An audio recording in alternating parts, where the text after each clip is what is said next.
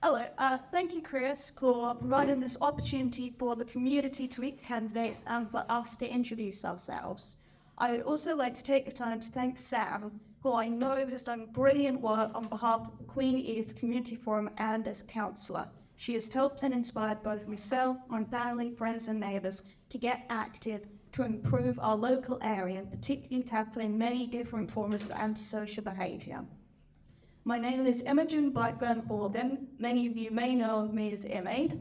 I have lived here in Queen Edith for 5 years, moving here from a year working in Berlin for the German federal government. I was the first UK resident to pass the tough interview process and gain a placement on their Bhakti work scheme. I presently work for the NHS based at Addenbrooke's Hospital, where I had just completed my 4-year Data Release degree apprenticeship in the biomedical sciences, completing this alongside a full-time job in the genetics laboratories. I am extremely honoured to have been chosen and put forward to try to be your local councillor, but before being selected to be the Lib Dem candidate, I had 5 years of community work championing causes for local people here in Queen Edith, dealing often with the unintended impacts of growth without the infrastructure to support it.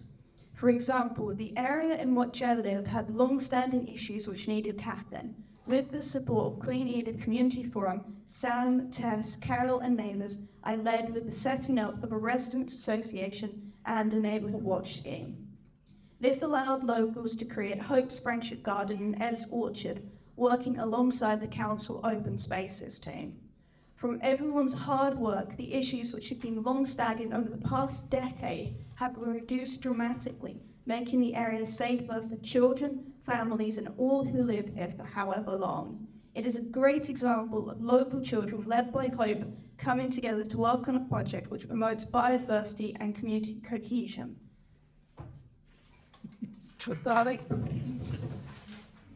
It had an unexpected bonus with the added benefit of showing the area is active, which has removed antisocial issues.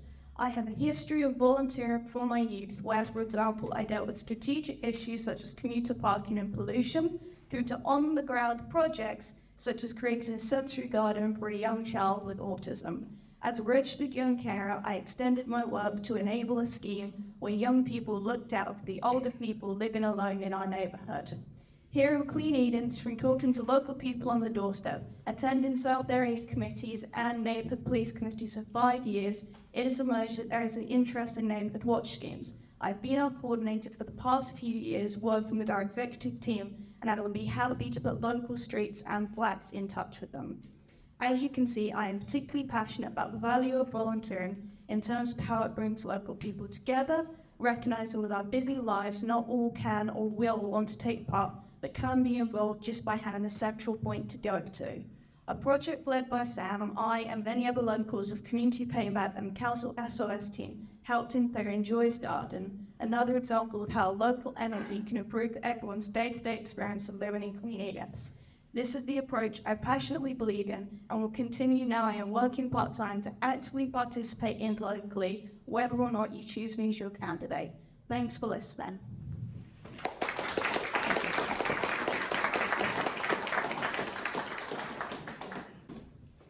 First of all, thank you, Chris, for organizing this and for inviting me and my fellow candidates. And thank you all for coming here to listen to us. My name is David. I'm the Conservative candidate for the Queen Edith by-election. I do this because I like meeting people. I like talking with people. I like listening to people. And I like solving problems and bringing people together as a community. That is my aim. If I am returned as a local councillor, I will serve you, listen to you, and represent you faithfully. That's more or less what I have to say. Thank you.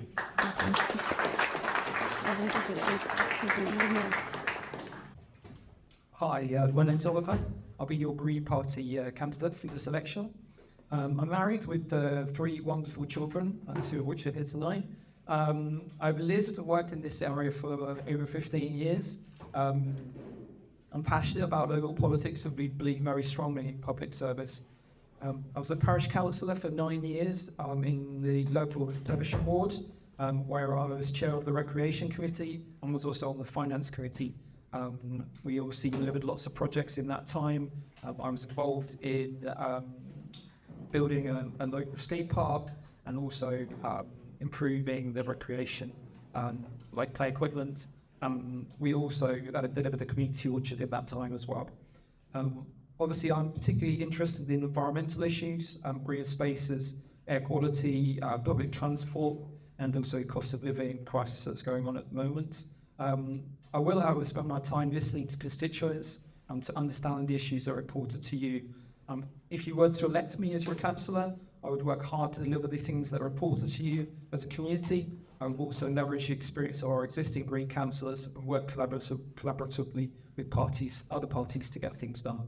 Cambridge is a wonderful place to live, and I want to do my bit to make the life here even better.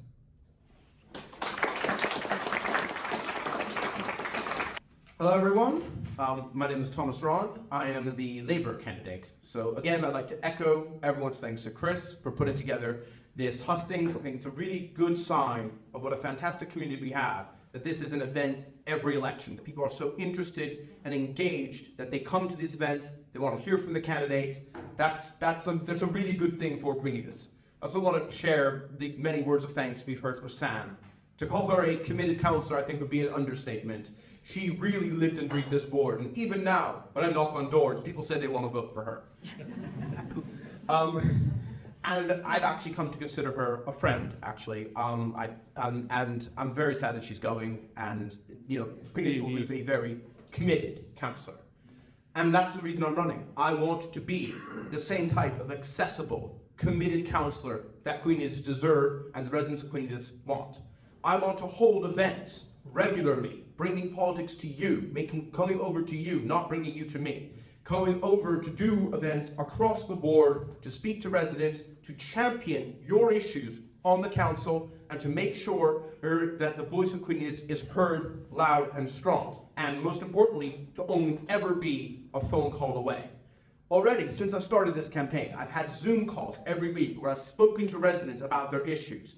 I've put out surveys and gotten over 100 responses. I've knocked on probably over 1,000 doors. I'm going to knock on every door by the end of this by-election, and I've spoken to residents. And I've met with key leaders in the community, such as the vicars of St. John's and St. James's, as well as other figures in the community who have told me about their priorities. And through their priorities, I've come up with my key pledges that come from you, that are the shared pledges that you have, and they're the shared values that I have. I want to fix NHS waiting times. I think a lot of people have struggled with access to the health service. I want to make sure that I want to prioritize face-to-face engagement with the NHS and ensure that people can see their GPs. And I have a plan that is backed by local GPs. I also want to assist people, the increasing digitalization of the NHS, a challenge that many people on the doorstep have raised to me. I want to deal with the cost of living as well. Many people have talked about how scared they are this winter, about the choice between eating and heating. I want to back the strong community initiatives like the warm rooms that St. John's did for so many years, that St. John's did last year, that St. James did last year. And I want to work with them to ensure that council resources can go to these organizations and improve their community engagement. I also want to bolster community policing. We've seen way too much antisocial behavior. I will work with the police to make sure they are patrolling the right areas and put in resources so that young people do not feel like they have to turn to crime, that they have something else to do. I also want to deal with education. Education is critically important. We have so many schools in this ward. I want to work with teachers and parents to make sure the council is providing the best possible resources, and work with the county council to deal with SEND diagnoses. That's really important to me as an autistic person. SEND, it literally changed my life. We need to make sure those diagnoses work and SEND children get the resources they need. And finally, I'm a committed environmentalist. I want to make sure that ecological groups in this ward get the resource they need. I want to deal with now lost talk stream. I'll get my hands dirty to keep everything clean. And I want to also, when it comes to developers, make sure the council uses its powers under Section 106 to hold developers to account, make sure they pay into the community, pay into the environment, so that we don't see new areas that don't have the right resource. This election is a unique opportunity. As Chris said, whoever wins this one gets 5 months. So I'd say to all of you, it's worth taking a chance. It's worth trying something new. And if I let you down, if I deviate from the standards I set for myself, then you can vote me out in 5 months' time. Thank you very much. Someone's dead in the house.